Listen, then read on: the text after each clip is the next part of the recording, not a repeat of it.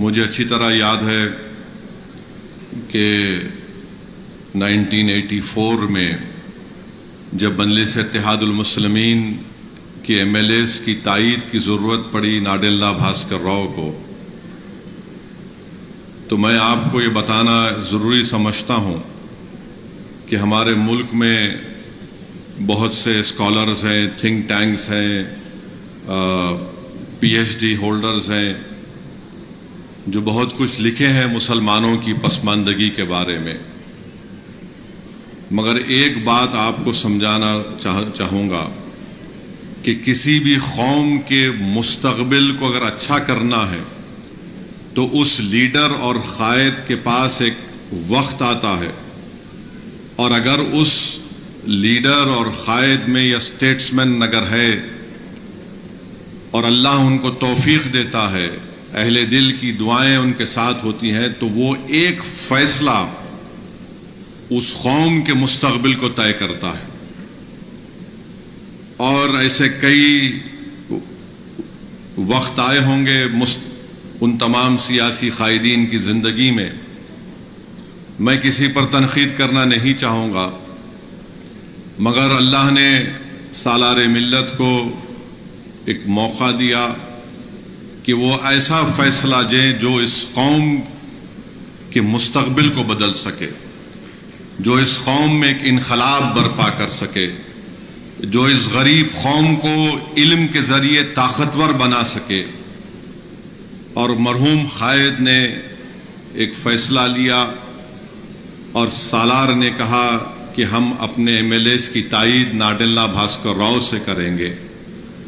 مجھے اچھی طرح یاد ہے کہ اس وقت ایک بی بی سی کے ایک بہت بڑے مشہور رپورٹر ہوتے تھے، وہ ہمارے گھر پر آ کر انٹرویو لیے اور کہا کہ یہ بڑا ان ڈیموکریٹک طریقے سے آپ نے اپنے ایم ایل ایز کی تائید بھاسکر راؤ سے کی۔ تو سالار نے ایک ہی بات کہی، کیا یہ ڈیموکریسی ہے کہ آپ اس ملک کی سب سے بڑی اقلیت کو ہمیشہ ان کو کمزور کر کے رکھ دیں گے؟ کیا یہ ڈیموکریسی ہے کہ آپ اس ملک کی سب سے بڑی اقلیت کو ہمیشہ علم کے دروازوں سے دور رکھیں گے؟ کیا یہ ڈیموکریسی ہے کہ ملیانہ ہو، ہاشم پورہ ہو؟ کیا یہ ڈیموکریسی ہے؟ سالار نے کہا ڈیموکریسی نے مجھے موقع دیا، میں اس کو استعمال کر رہا ہوں۔ اور لوگوں نے حیرت کا اظہار کیا کہ اگر وہ چاہتے تھے اس وقت تو اپنے ذاتی مفاد کے لیے وہ بہت کچھ کر سکتے تھے۔ مرحوم قائد نے کہا کہ مجھے اپنی ذات کے لیے کچھ نہیں چاہیے، مجھے صرف ایک کاغذ کا ٹکڑا چاہیے۔ اور آرٹیکل 30 جو کانسٹیٹیوشن میں ہے، ہمارے آئین میں، جو ایک فنڈامنٹل رائٹ ہے، مرحوم قائد نے اس کے تحت ناڈیلا بھاسکر راؤ کی حکومت سے اس وقت کے آندھرا پردیش کے مسلمانوں کے لیے سالار نے کہا کہ میں ایک میڈیکل اور انجینئرنگ کالج کھولوں گا۔ تو میرے عزیز دوستوں اور بزرگوں، آپ کو بتانے کا مقصد یہ ہے کہ جب آپ کی زندگی میں ایسا کوئی موقع آتا ہے اور اللہ ہر ایک کو موقع دیتا ہے، تو اس موقع کے اوپر آپ کو یہ فیصلہ کرنا پڑے گا کہ کیا میں ایسا فیصلہ کروں گا جس سے اجتماعی طور پر پوری سوسائٹی کو، پورے معاشرے کو فائدہ ہوگا، یا پھر میں رسک نہیں لے کر صرف اپنی ذات کو محفوظ کر لوں گا اور اپنی ذات کے لیے فیصلہ لے لوں گا۔ سالار نے فیصلہ لیا۔ ہنسنے والوں نے بڑے مذاق بنائے مرحوم قائد کے کہ یہ شخص ہے جو جذباتی تقاریر کرتا ہے۔ تو آپ کو بتا رہا ہوں کہ یہ جذباتی تقریر کا جو تمغہ مجھے اور اکبر کو لگتا ہے ہم سے نہیں شروع ہوا، یہ اس زمانے سے ہمارے چاہنے والے جو ہم کو بہت زیادہ چاہتے ہیں، ہمارے بیوی سے زیادہ، وہ ہم کو الزام لگاتی ہے جذباتی تقاریر کرتے ہیں۔ مگر سالار ہمیشہ یہ کہتے تھے، شاید اکبر اور صاحب اور حاجی میں اگری کریں گے، کہ اللہ جو ہے منزل منچلوں کو دے دیتا ہے، عقل مند سوچتے رہتا ہے منزل کے بارے میں۔ تو سالار نے وہ اقدام اٹھایا اور کاغذ کا ٹکڑا لیا اور لوگ یقین نہیں کرتے تھے. جو حیدرآباد میں اس وقت ایک ایلیٹ سوسائٹی تھی, ایک ایلیٹ گروپ تھا, آج بھی ہے وہ لوگ. تو ان کے پاس ایک میٹنگ ہوئی, میں بھی سالار کے ساتھ اس میٹنگ میں, بہرحال ایک لنچ تھا. میں یہ پہلے بھی یہ واقعہ بیان کر رہا ہوں, مگر نوجوانوں کو بتانے کے لیے کہہ رہا ہوں کہ اگر ایک انسان میں حوصلہ ہوتا ہے, اللہ کے لیے اخلاص ہوتا ہے اور ہمت ہوتی ہے, تو اللہ ان کو کامیاب کرتا ہے. تو اس میٹنگ میں سب نے بہترین کھانا وانا کھلایا گیا, صاحب جانتے ہوں گے. تو کھانا نہ کھانے کے بعد ظاہر ہے ہمارے پاس بہت شوق ہے تعریف کرنے کی, کیا بریانی کھلائے آپ. تو خیر بریانی ہو گئی. اس کے بعد سب نے کہا کہ دیکھیے صلاح الدین اویسی صاحب, آپ زیادہ پڑھے لکھے نہیں ہیں, آپ یہ نہیں چلا سکتے اس کو, یہ ہم کو دے دو, ہم پڑھے لکھے ہیں اور ہم اس کو چلائیں گے. تو سالار سنتے کہ نہیں, آپ بولیے بولیے. تو سالار کو جب غصہ آتا تھا تو بولتے نہیں بولیے بولیے, آپ بولیے بولیے بولیے, سن رہا ہوں میں آپ کی بات کو, بالکل بالکل صحیح ہے, آپ لوگ بڑے لوگ ہیں. تو ہم سمجھ جاتے تھے کہ اب کچھ ہو رہا ہے. تو خیر وہ سب سنے. سالار اٹھے اور بولے کہ بہت بہت شکریہ, آپ لوگ میرے کو زحمت دیے, آپ بھی آئے. یہ وقت طے کرے گا کہ میں کیا کرنے والا ہوں. واپس سالار گاڑی میں بیٹھے. اس وقت 6444 جیپ تھی. سالار سگریٹ کو ویسا مارتے تھے, وہ 4 مینار سگریٹ سرگال کے بولے یہ سب میرے پہ تانا مار رہے ہیں, انشاءاللہ ایک وقت آئیں گا یہ لوگ دارالسلام کو آئیں گے دیکھنا. تو اس حوصلے اور عزم کے ساتھ سالار نے, اور سالار کے ساتھ جتنے لوگ تھے جن کا بھی یہاں پر ذکر کیا گیا, ان تمام نے محنتیں کی, کوششیں کی. اور آسان بات نہیں تھی اس میڈیکل کالج کا قیام عمل میں لانا. اور کوئی دولت مند اس کے پاس اتنی نہیں تھی کہ اس طرح کے ادارے کو ہم اچانک قائم کریں. مگر ایک بات بتاؤں گا, اگر یہ جتنی عمارت ہے, اور میری بات سے وہ تمام لوگ ابھی جو زندہ ہیں جو اس کالج کے شروعات میں تھے, اگر اللہ اس عمارت کو زبان دے گا تو وہ عمارت یہ کہے گی کہ اس کے بنانے والوں نے اپنا بہت خون پسینہ اور اپنے آنسوؤں کو لگایا اس میں, اور تب جا کر آج یہ عمارت قائم ہوئی. تو میرے عزیز دوستو, میرے بزرگوں, ہم اور آپ کی ہماری کوشش یہی ہونی چاہیے کہ ہم ان اداروں کو اچھا رکھیں. جس نیک مقصد کے تحت ہمارے بزرگوں نے اس کا قیام عمل میں لایا, ہم ان کے خوابوں کو پورا کرتے جائیں. اور ابھی اکبر نظام الدین صاحب نے غوث پیر صاحب کا بھی ذکر کیا. میں چاہوں گا کہ جو لوگ جو ویڈیو بنائے ہیں, جو خراج عقیدت آپ نے ان ناموں کے ساتھ پیش کیا ہے, میں چاہوں گا کہ اس میں غوث پیر صاحب کی بھی فوٹو اور غوث پیر صاحب کا بھی نام ہو. اور یہ عجیب اتفاق ہے کہ مجلس اتحاد المسلمین کا احیاء کہ 66 ایئرز اب ہم 1 مارچ کو بنانے جا رہے ہیں. اللہ کے فیصلے اللہ جانتا ہے, مگر ایک عجیب اتفاق ہے کہ اس کالج کے سام میں یہاں سے 5 یا 6 منٹ کی ڈرائیو پر فاصلے پر عبد الواحد اویسی علیہ الرحمٰن نے 1 مارچ 2 مارچ کو 1957 کو مجلس کا پہلا جلسہ اپنے گھر میں کیا تھا, یہیں سے 5 منٹ کے فاصلے پر. آج بھی وہ گھر ہے, آج بھی ہے, ہاں, فاطمہ باغ کے نام سے. تو وہ جلسہ اور پھر یہی سامنے کی آج کی عمارت. میں شکر گزار ہوں سرزمین دکن کے ان تمام بزرگوں کا, ہماری ماں اور بہنوں کا, جنہوں نے اس وقت سے لے کر اب تک اور انشاءاللہ مستقبل میں بھی آپ لوگوں نے مجلس اتحاد المسلمین کی سرپرستی کی, مجلس اتحاد المسلمین کا آپ نے ساتھ دیا. طوفان تو بہت آئے, سازشیں بڑی رچائی گئیں, الزامات تو اس وقت بھی لگتے تھے, آج بھی لگیں گے, کل بھی لگیں گے, مگر جو لوگ اپنے منزل کو پانے کے لیے ان تمام چیزوں کی فکر نہیں کرتے, اللہ ان کو کامیاب کرتا ہے. میں شکر گزار ہوں جناب اکبر نظام الدین صاحب کا, حاجی میاں کا, بہت ان لوگوں کو بھی ایک حملے حاجی سیٹھ پر کیے گئے، مگر حاجی سیٹھ ایک اسپرٹڈ آدمی ہے، بہت اسپرٹڈ آدمی ہے، اور بڑی قربانیاں انہوں نے دی، الزامات کے بوچھار ان کو اٹھانا پڑا۔ اور آج بھی سالار کی ایک تقریر یوٹیوب پر ہے، آپ دیکھیے کہ دارالسلام میں جلسہ ہو رہا ہے، مرحوم آغا داؤد صاحب قبلہ رحمۃ اللہ علیہ بیٹھے، اور سالار کی خوشی کا عالم یہ ہے، وہ کاغذ دکھا رہے تھے کہ میرے پاس یہ کاغذ، میں سپریم کورٹ سے یہ جیو تھا یا ججمنٹ تھا، مگر اس شخص نے اپنی زندگی میں، میرے خیال سے جتنی زندگی سالار کو اللہ نے دی تھی، لوگ نہیں جانتے کہ یہ تعلیمی اداروں کا سفر صرف یہ 2 میڈیکل انجینئرنگ کالج سے نہیں ہوا۔ جب عبدالواحد اویسی نے 11 سال دارالسلام کو حاصل کرنے کا مقدمہ لڑا، اس کے بعد سالار جلنگم وینگل راؤ سے ملاقات کر کے انڈسٹریل ٹریننگ انسٹیٹیوٹ کا قیام عمل میں لایا، ITI۔ وہ ITI کئی سال تک چلتا رہا۔ تو یہ ایسا نہیں ہے کہ یہ چیز اچانک آ گئی، ایک ویژن تھا ایک سیاسی قائد میں، اور سالار بار بار بولتے تھے کہ میں فسادات میں دیکھتا تھا کہ اسپتالوں میں علاج برابر نہیں ہوتا، میرا ایک مقصد یہ بھی ہے۔ اور میں بھی ڈاکٹر اشفاق صاحب سے پوچھ رہا تھا کہ یہ کیا ورڈ ہے، کوڈرجینیا کا مطلب کیا ہے؟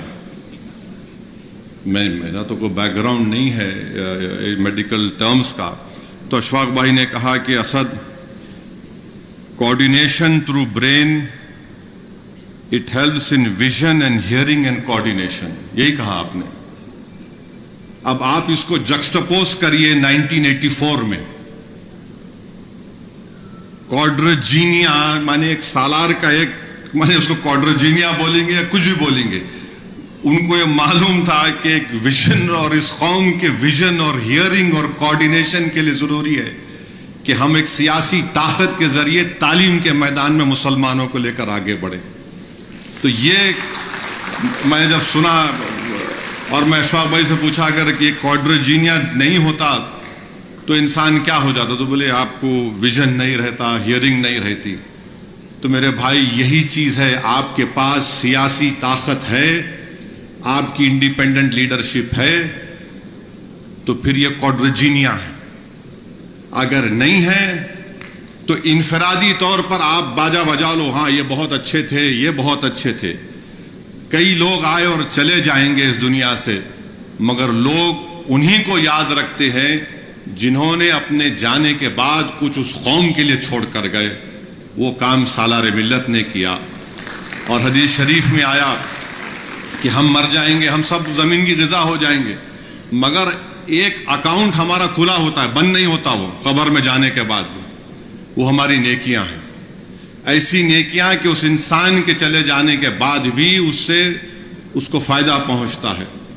اسی لیے مدرسوں میں جو کتاب پڑھائی جاتی ہے، اس کے پہلی جلد پر رسول اللہ صلی اللہ علیہ وسلم کی حدیث لکھی گئی کہ جو علم سے زندہ ہوتا وہ کبھی نہیں مرتا۔ تو سالار نے ان تمام اپنے ساتھیوں کے ساتھ اس علم کے خزانوں کو قائم کیا ہے۔ اور ایک بات یاد رکھیے کہ بغیر پولیٹیکل پاور کے مجلس کے پاس ہم یہ اداروں کو قائم نہیں کر سکتے تھے۔ آپ نے مجلس کو اپنے ووٹ کے ذریعے مضبوط کیا، سالار نے اس طاقت کا استعمال آپ کو اور طاقتور بنانے کے لیے کیا۔ تو جو لوگ مجلس کے بارے میں یہ بولتے کہ ہم تقریر کرتے، جذباتی تقریر کرتے، میں ان دانشوروں سے کہنا چاہ رہا ہوں، آپ گنگے ہیں یا نہیں ہیں میرے کو نہیں معلوم، آپ بھی کچھ کر کے دکھاؤ نا۔ کب تک ہم صرف پیپر دیں گے، یہ پیپر پڑھ کے چلے گئے، یہ فلاں کر کے چلے گئے؟ ارے بھائی اس کا عمل کیسے ہوگا؟ اس کا عملی جامع نامہ ہم کیسے کریں گے؟ کتنے ہم لوگ خالی سنتے رہیں گے، یہ بولے وہ بولے، اس کو وہ خواب سالار نے اس کو پورا کیا۔ اور یہ جتنے بھی لوگ یہاں بیٹھے ہوئے ہیں، بشمول احمد پاشا قادری، اکبر نظام الدین صاحب، غوث پیر صاحب، ان کا میڈیکل فیلڈ سے کوئی تعلق ہی نہیں ہے، دور دور تک کوئی تعلق نہیں میڈیکل فیلڈ سے۔ مگر اللہ جس سے کام لینا چاہتا ہے کام لیا. اور مجھے اچھی طرح یاد ہے، میں بیٹھ کر لکھ رہا تھا یہاں پہ، میں والد صاحب سے سالار سے پوچھتا تھا یہ تعلیم ادارے آپ کیوں قائم کیے؟ تو ایک بار سالار موڈ میں تھے، بولے کہ 9 اور 10 سینچری میں دارالعلم دارالحکمہ مسلمانوں نے قائم کیا تھا. وہ بیت کی چھڑی پہ سالار بیٹھ کے میرے کو بول رہے تھے. پھر میرے کو اخبار دکھائے، بولے اخبار کہاں سے آیا معلوم تمہارے کو؟ میں بولا بابا کہاں سے اخبار؟ یہ بولے یہ چائنیز کے پاس ایک سیکرٹ تھی اخبار کی، جنگ تلاش ہوئی تو چائنیز لوگ اس میں قیدی ہوئے، تو مسلمانوں نے ان سے علم حاصل کیا اور سمرقند میں اور بغداد میں اخباروں کی فیکٹری کھولی. یہ پھر اس کے بعد سالار نے کہا کہ علم، بولے تمہارے کو معلوم کتنے مرتبہ قرآن میں علم کا ذکر ہوا؟ سالار نے بتایا 750 مرتبہ. پھر مرحوم قائد نے مجھے بتایا کہ تمہارے کو معلوم کہ کوردوبا میں، قاہرہ میں کتنے لائبریریز تھے؟ کوردوبا میں جو موجودہ اسپین جس کو بولتے، 70 لائبریریز تھے اس زمانے میں. ایک لائبریری میں 10 سے 60 ہزار کتابیں تھیں. مرحوم قائد نے مجھے 1987-88 میں بتایا تھا کہ قاہرہ میں کچھ 50 یا 60 لائبریریز سے ایک لائبریری میں 1 لاکھ کتابیں تھیں. اور مرحوم قائد نے، اشفاق بھائی سنیے، سالار نے مجھے بتایا تھا 1987-88 میں کہ تمہارے کو معلوم ابن النفیس کون تھے؟ سالار بولے کہ ولیم ہنری، جو پھیپڑوں کا بڑا ماہر ہے، آپ بہتر بول سکتے. ابن النفیس جو ہے ولیم ہنری کے 300 سال پہلے پھیپڑوں کے بارے میں ایک پیپر لکھا تھا. پھر مرحوم قائد نے مجھے بتایا کہ ایک ابو القاسم اللہروی تھے جو پیتھولوجی کے پائنیر سمجھے جاتے ہیں. اور پھر ابن سینا کو سالار بولے کہ وہ تو شہزادہ تھا میڈیکل فیلڈ کا. تو یہ لوگ سمجھے نہیں میرے قائد کو. لوگ یہی سمجھے کہ شیروانی ہے، ٹوپی ہے، اور پھر جذباتی تقاریر کر دیں گے. مگر اس زمانے کے لوگوں میں علم بہت تھا، جذبہ تھا، اخلاص تھا، ان کی نیتوں میں بڑی صفائی تھی، اور وہی ہمارے لیے ایک مشعل راہ ہے. اور ہم اور آپ اور جتنے ہمارے ٹرسٹیز ہیں، ہمارے ایم ایل ایز ہیں، اکبر الدین اویسی ہیں، ہم لوگ یہی چاہتے ہیں کہ ہم اس خواب کو پورا کر سکیں. علم یقیناً ایک بہت بڑی ویلیوبل چیز ہے، مگر وہ ویلیوبل چیز صرف ایک ڈاکٹر کے لیے نہیں ہے. وہ ویلیوبل چیز صرف اس محلے کے لیے نہیں ہے، اس خاندان کے لیے نہیں ہے، یہ پورے قوم کے لیے ویلیوبل چیز ہے. تو آپ ایک ڈاکٹر ہیں، انجینئر ہیں، لائر ہیں، جو بھی اللہ آپ کو قابل بنایا، تو یہ آپ خود ویلیوبل ہیں ہم تمام کے لیے. اور ہماری کوشش یہی ہے کہ اس ہمارے وطن عزیز میں مسلمانوں کو اگر ان کا جائز مقام ملنا ہے تو ہم کو اپنی اولاد کو تعلیم یافتہ بنانا پڑے گا، طاقتور بنانا پڑے گا، تاکہ وہ علم کے زیور سے آراستہ ہو کر اپنی کانسٹیٹیوشنل رائٹس کو ایز اے سٹیزن اس کو حاصل کر سکیں گے. مگر یاد رکھیے، جب تک پولیٹیکل پاور اس کو بیک نہیں کرے گا ہم اس کو حاصل نہیں کر پائیں گے. یہ ریالٹی ہے، یہ اس ملک کی کراس ریالٹی ہے کہ پولیٹیکل پاور آپ کے پاس نہیں ہے تو کوئی آپ کو پلٹ کے نہیں پوچھتا ہے. آپ دیکھیے، کیا آپ کو معلوم ہونا چاہیے کہ گاندھی میڈیکل کالج ہمایوں نگر میں چلتا تھا. ہمایوں نگر سے نظام الدین صاحب اس کو لیڈی حیدری کلب کے پاس لے کر آئے، مگر ہم اس کو کھو دیے اس ایریا کے. مگر جب عثمانیہ ہاسپٹل کو یہی چل رہا تھا تو میں اکبر ہمارے ایم ایل ایز مل کے یہی بولے کہ یا تو وہیں بناؤ توڑ کے، یا پھر آپ اولڈ سٹی میں بنانا. تو الحمدللہ ہماری کوششوں سے موجودہ چیف منسٹر ریونت ریڈی نے اس کو قبول کیا. اب گوشا محل اسٹیڈیم میں وہاں پہ عثمانیہ ہاسپٹل بنے گا. بہرحال میں بہت بہت مبارکباد دیتا ہوں، شکر گزار ہوں ہمارے تمام ایجوکیشن ٹرسٹ کے سٹاف کا. میرے خیال سے ہم لوگ نے تمام لوگوں کا نام لیا، اللہ ہمارے نادر صاحب کو بھی خوش رکھے جو ہمارے ایڈمیشن سیل میں بڑی ہی قربانیاں دیے، بڑے تکالیف انہوں نے اٹھایا ہے۔ تو بہرحال یہ آسان سفر نہیں تھا، جیسا کہ ابھی پریزنٹیشن میں دکھایا گیا ہے کہ ایک راستہ ہے، the journey continues لکھا گیا۔ yes inshallah the journey will continue whether I remain or you, whether I remain or I don't remain, this journey has to continue. There is no end to this journey. This journey will only end when the world ends. That is what it is. This is the reality. This is what has been taught to us. This is what we firmly believe, that for a community to rise up and to shake up the whole country, you have to have a political leadership and you have to have a strong educational background. Alhamdulillah 5000 doctor Deccan medical college سے doctor بن کے نکلے ہیں۔ تو یہ صرف مسلمانوں کے لیے نہیں، بھارت کی کامیابی ہے۔ اگر 5000 ڈاکٹر نہیں ہوتے تو آپ بتائیے کیا حال ہوتا۔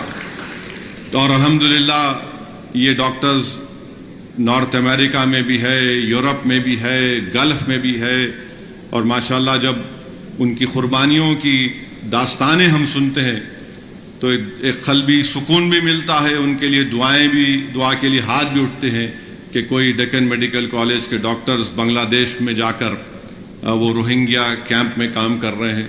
کوئی مجھے بتایا گیا کہ کوئی غزہ میں بھی گئے، غزہ میں بھی جا کر وہ لوگ خاموشی سے کام کر کے آئے۔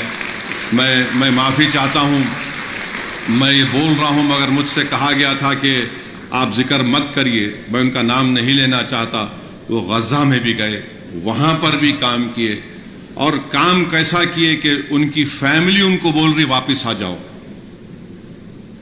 وہ وہاں پر بولے 8 دن کے لیے جا رہا ہوں، پھر اس کو بڑھاتے مہینہ 2 مہینہ روک وہاں پر ہے۔ بہرحال ایک جذبہ ہے، اور آپ تمام کو مبارکباد، اور ہمارے اکبر الدین اویسی صاحب کو بھی مبارکباد، اور آپ تمام کو انشاءاللہ تعالی اللہ ہم سے یہ نیک کام لے رہا ہے، اور انشاءاللہ تعالی یہ نیک کام آگے بڑھتا رہے گا۔ اور آپ جتنے ہمارے لوگ جو باہر ہیں، میری آپ سے ایک گزارش ہے کہ آپ دعا بھی کریے آپ کے اس کالج کے لیے، اور جس طریقے سے بھی آپ ڈیکن میڈیکل کالج کو مضبوط کرنا چاہتے ہیں، میں بحیثیت چیئرمین اپنے ٹرسٹیز کے موجودگی میں کہہ رہا ہوں کہ ہمارا دل کھلا ہے۔ ہمارا ایک ہی مقصد ہے کہ جب ہم اس زمین میں چلے جائیں گے، یہ اطمینان کے ساتھ ہم اس دنیا سے جائیں کہ ادارے پھل پھول رہے ہیں، تو آپ آئیے، یہ آپ کا ادارہ ہے، ہمارا نہیں ہے، کسی خاندان کا نہیں ہے۔ میں ڈس ایگری کرتا ہوں، جو اسی فیملی کا کچھ نہیں ہے، اللہ ہم سے کام لے رہا، ہم کام کر رہے ہیں۔ جب تک اخلاص رہے گا اللہ ہم سے کام لیتا رہے گا، اور یقیناً مجھے یقین ہے کہ انشاءاللہ ہم اخلاص کی بنیاد پر، ہمارے بزرگوں نے اس کام کو شروع کیا تھا، اخلاص کی بنیاد پر یہ کام چلتا رہے گا۔ اللہ کی ذات پر ہم نے توکل کیا، ہمارے دلوں میں رسول اللہ صلی اللہ علیہ وسلم سے محبت کوٹ کے بھری ہوئی ہے، اور انشاءاللہ تعالی اللہ نے اسی کو بنیاد پر اللہ نے اس اداروں کو مضبوط بھی کیا، آگے بھی بڑھ رہے ہیں۔ لوگ تنقید اگر ہم پہ کرتے بھی ہیں، الزام بھی لگاتے ہیں، تو یہی وجہ ہے کہ یہ لوگ پولیٹیکل لیڈرشپ کے ذریعے، پولیٹیکل پاور کے ذریعے، پولیٹیکل یونٹی کے ذریعے، انہوں نے اپنے گھروں کو لے کر کوئی چیز نہیں لے کر گئے، بلکہ انہوں نے اس ووٹر کو واپس دیا۔ اور ہم نے مجلس نے جو کام کیا ہے نا، ہم آپ کو ووٹر نہیں رکھے، ہم آپ کو سٹیزن وتھ رائٹس بنائے۔ ووٹر وہ ہوتا ہے جو صرف ووٹ ڈال گھر میں سو جاتا ہے، ہم آپ کو سٹیزن وتھ رائٹس بنائے۔ یہ مرحوم قائد کی بہت بڑی کامیابی ہے۔ اللہ ان تمام لوگوں کی اللہ ان کی مغفرت کرے جو آج اس دنیا میں نہیں ہے، اور یقیناً اتنے بڑے بڑے نام یہاں پر ہیں۔ دیوی پرساد کو بھی دیکھا، نام دیکھا، بہت غیر معمولی دیوی پرساد کی خدمات تھے۔ ڈاکٹر حبیب اللہ صاحب، ڈاکٹر مظہر صاحب، اللہ ان تمام کی مغفرت فرمائے۔ بہت شکریہ، معافی چاہتا ہوں حسب عادت میں زیادہ بول دیا، بہت شکریہ۔ وآخر دعوانا الحمدللہ رب العالمین۔